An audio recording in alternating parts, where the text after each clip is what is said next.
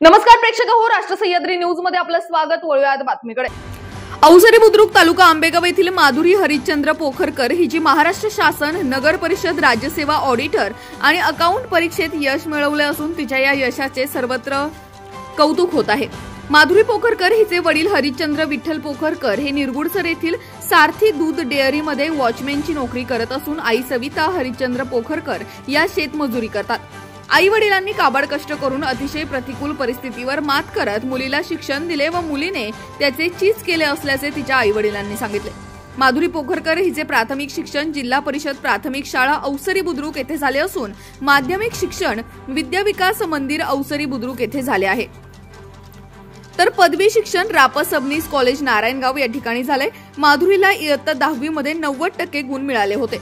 गणित विषयाची आवड असल्यामुळे तिने वाणिज्य शाखा निवडली होती।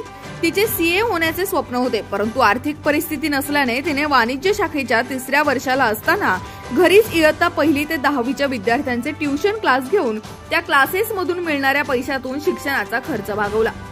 सीए करणे शक्य नसल्याने तिने कोरोना काळात बँकिंग एक्झाम सुद्धा दिल्या, मात्र त्यात थोड्याफार गुणांच्या फरकाने तिला यश मिळाले नाही। त्यानंतर 2022 पासून तिने एमपीएससी परीक्षेचा अभ्यास चालू केला व ऑनलाईन क्लास लावले। हा अभ्यास करत असताना तिने नोव्हेंबर 2023 मध्ये महाराष्ट्र शासन नगर परिषद राज्यसेवेची ऑडिटर अकाउंटिंग ही परीक्षा दिली व त्याचा निकाल सोमवार दिनांक 10 जून 2024 रोजी लागला व या परीक्षेत तिला यश मिळाले।